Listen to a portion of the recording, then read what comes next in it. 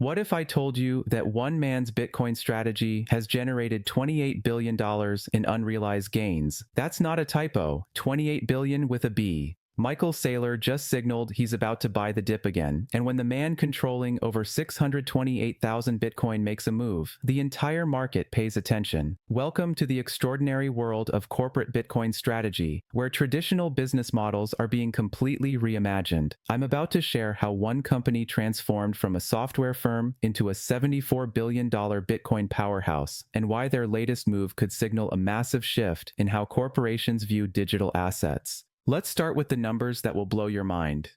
Strategy, formerly known as MicroStrategy, now holds more Bitcoin than the top 10 Bitcoin treasury companies combined.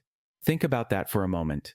One company owns more digital gold than their 10 biggest competitors put together. That's not just market leadership, that's market domination. But here's where it gets really interesting. Just this week, as Bitcoin pulled back from its all-time high of $124,000, Saylor signaled another purchase is coming. This isn't random, it's calculated, it's strategic, and it's been working for 5 years straight. Consider this remarkable transformation. When Saylor started buying Bitcoin in 2020, critics called him crazy. Fast forward to today, and his company's stock has appreciated 2,600%. That's not a return you see in traditional investments. That's the kind of return that rewrites business school textbooks. The acceleration has been breathtaking. In just 9 months following Trump's election victory, Strategy acquired 376,000 Bitcoin. To put that in perspective, it took them over 4 years to accumulate their first 252,000 Bitcoin. The pace isn't just increasing, it's exponential. But why should you care? Because Saylor isn't operating in a vacuum. He revealed that corporate Bitcoin adoption has exploded from 60 companies to 160 companies in just 6 months. This isn't a trend anymore, it's a revolution.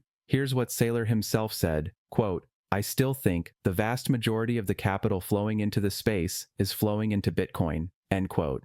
He's not distracted by thousands of alternative cryptocurrencies. He's, quote, "laser-like focused on Bitcoin," end quote. And that focus has created 60% returns on his investment.